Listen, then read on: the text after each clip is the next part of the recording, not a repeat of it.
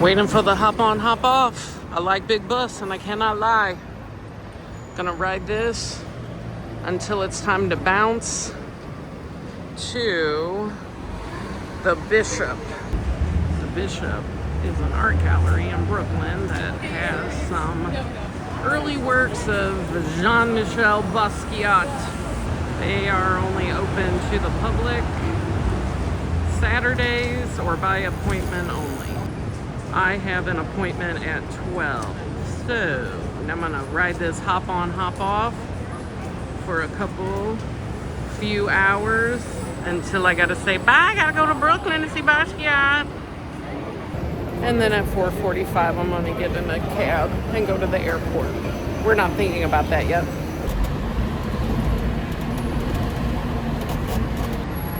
The scuttlebutt, the scuttlebutt, the scuttlebutt.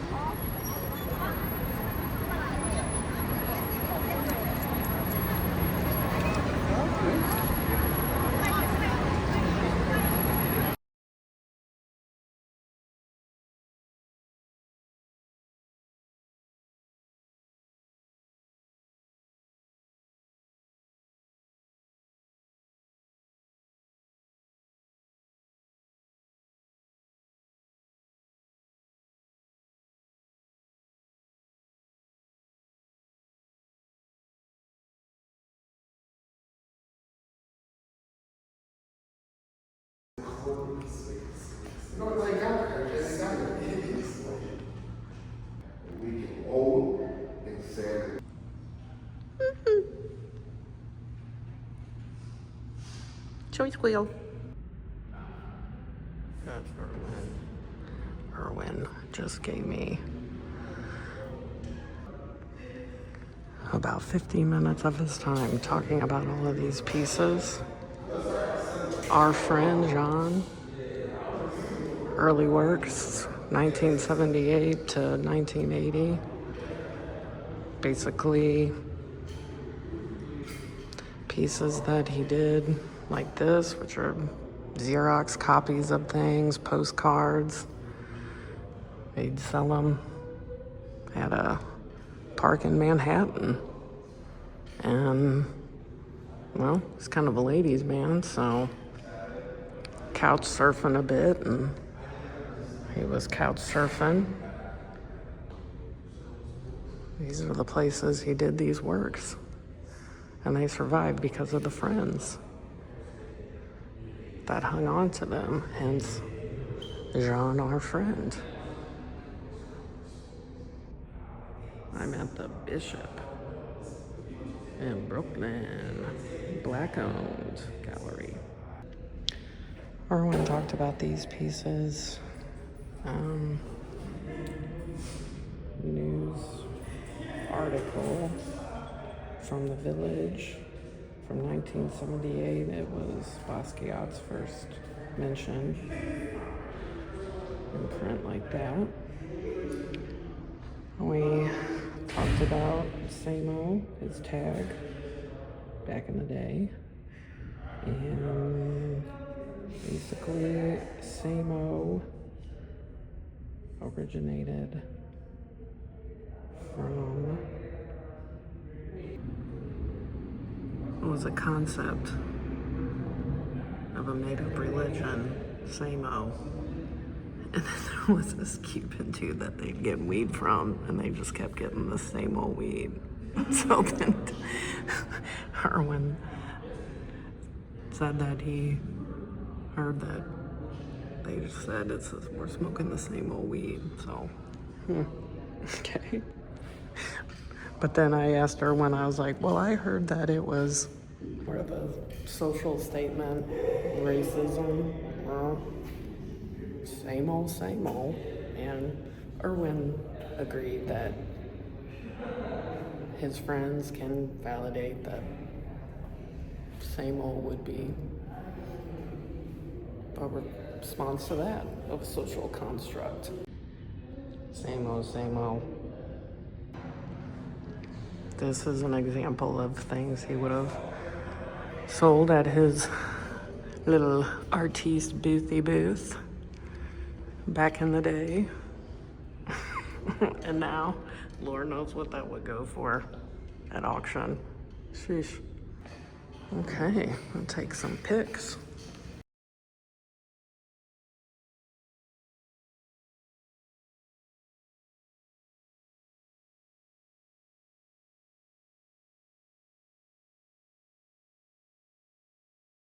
80% of the Basquiat work is in private hands. If you live in New York, you may be able to see some of his work. Most people will not be able to see a Basquiat in person.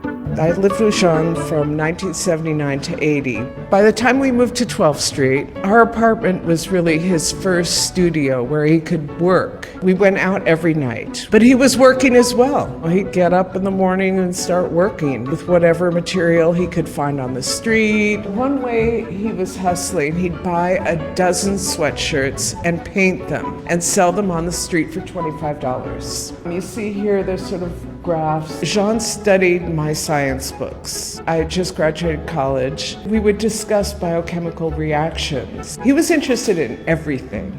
I knew something profound was happening, and I bought a camera. Here you can see Jean, he's on the floor, painting the floor itself. We didn't even have a table. Everything we had in that apartment we found on the street. This was one of my jackets. And then all of a sudden it became like an artwork, and then it disappeared. Ask you beforehand. No.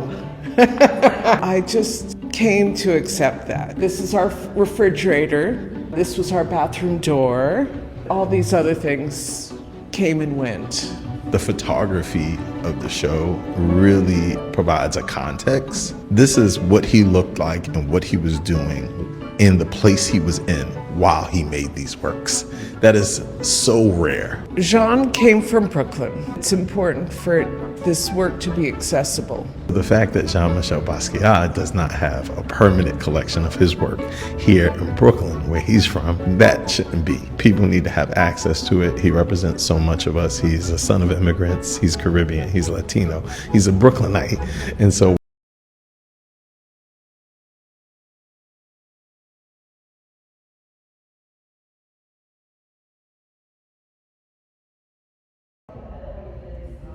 That video shed some light. That's where I got my heads up about this place. Ah.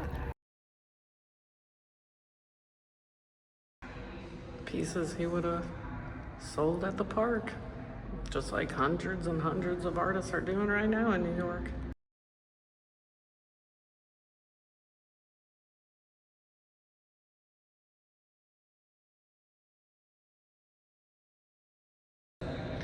Erwin told me that Warhol bought the top two pieces of this postcard. And that was the first time that Jean met Warhol, popped on down to buy his stuff.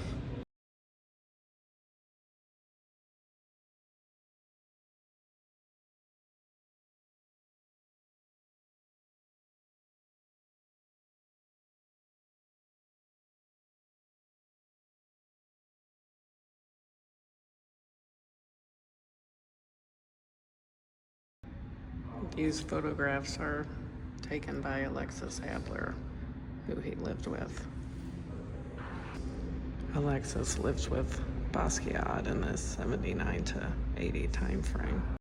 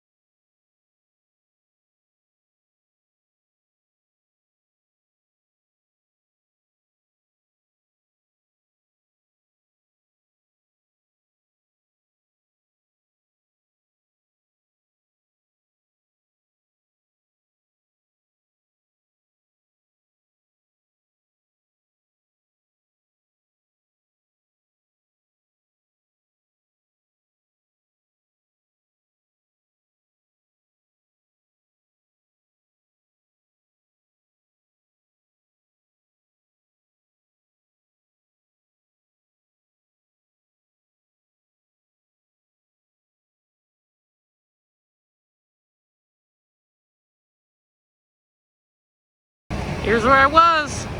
The Bishop in Brooklyn.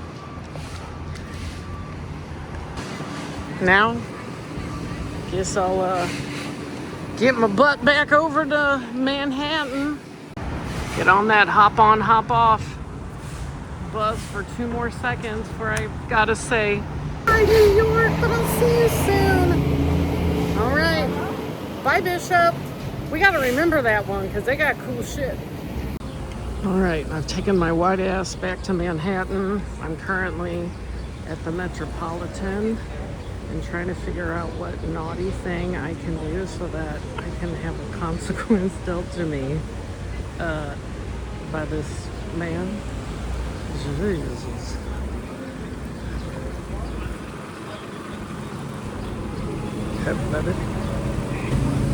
Okay, hop on, hop off bus. It's now 3 o'clock and the cab leaves from the Stay Pineapple at 4:45.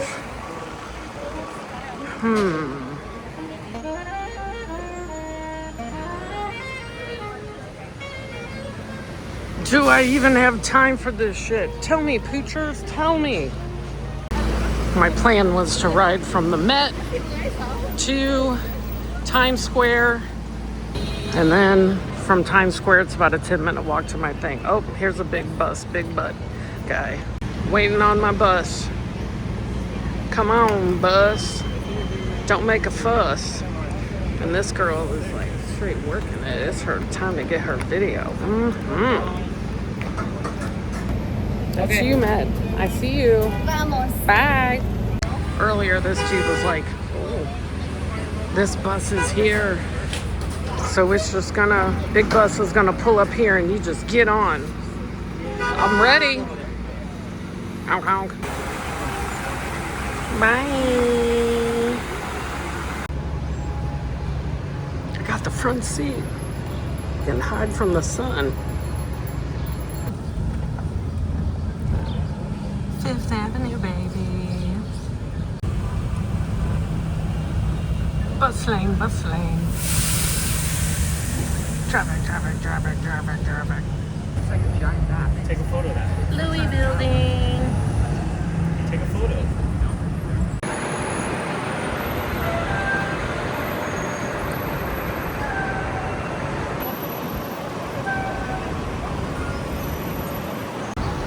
Oh, well.